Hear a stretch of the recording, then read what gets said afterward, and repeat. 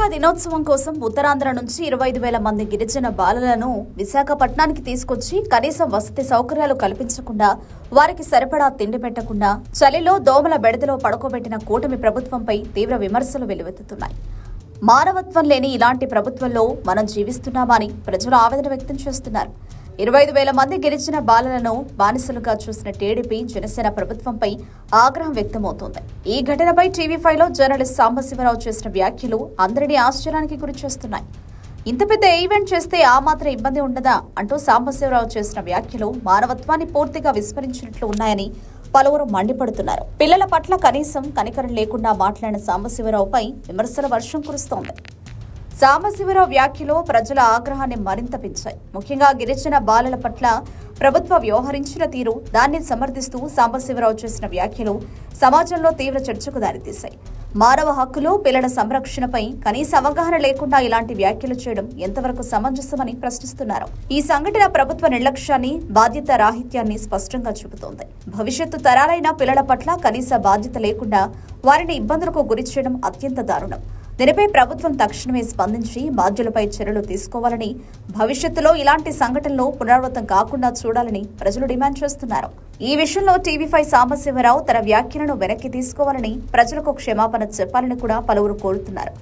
జర్నలిస్టులు సమాజానికి వాస్తవాలను తెలియజేయాలి తప్ప అన్యాయాన్ని సమర్థించకూడదని హితవు పలుకుతున్నారు. ఏదో గిరిజన బాలికలు అద్భుతంగా ఇవాళ సూర్య నమస్కారాలు చేశారు. చంద్రబాబు నాయుడు గారు పొంగిపోయారు. దానికి జగన్మోహన్ రెడ్డి గారు నడిపే యూట్యూబ్ ఛానల్లో వాళ్ళందరినీ ఎక్కడో ఉంటారండి, ఉంటారు. వాళ్ళ బాధ మీకెందుకు, వాళ్ళందరినీ ఎక్కడో ఉంటారండి, ఉంటారు. వాళ్ళ బాధ మీకెందుకు. గిన్నీస్ రికార్డు కోసం 25,000 మంది గిరిజన బాలురు, గిరిజన బాలికల్ని బానిసల్లాగా చూసినటువంటి తీరు.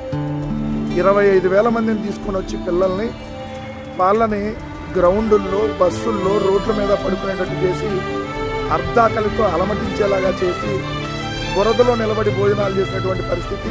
5,000 మందికి వచ్చి కేవలం 10 టాయిలెట్లు, అంటే 1000 మందికి కేవలం 2 టాయిలెట్లు పెట్టి ఆ కంపు కొట్టేటటువంటి టాయిలెట్లో వాళ్ళందరినీ నిలబెట్టి అక్కడే ఉంచి ఒక బానిసల కంటే దారుణంగా చూసినటువంటి ప్రయత్నం. నిజంగా నేను ఆ వీడియోలు చూస్తే కడుపు రగిలిపోయింది కూడా, పిల్లల్ని ఈ విధంగా చేస్తారా. కానీ నిస్సిగ్గుగా మళ్ళీ దాన్ని సమర్థించుకుంటూ వాళ్ళ మీడియాల్లో ఒకడంటాడు, పెట్రోల్ బంకుల్లో పడుకునే అతను, లేదంటే ఏ లారీల్లో పడుకున్నాడో తెలియదు అతను అంతకుముందు, అతను ఈరోజు ఛానల్లో కూర్చొని యాంకర్గా అతను మాట్లాడతాడు. వాళ్ళు ఎలా చేస్తే మీకెందుకు, వాళ్ళు ఏ బాధలు పడితే మీకెందుకు, మీరెవరు అసలు ప్రశ్నించడానికి అంటాడు. అసలు మానవత్వం అనేది కొద్దిగా కూడా లేకుండా ఎలా వీళ్ళు తయారయ్యారో చూడండి.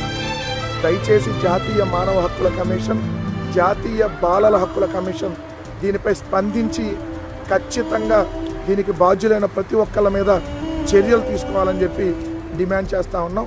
Subscribe to Social TV Telugu for more videos. Hit the bell icon for faster updates.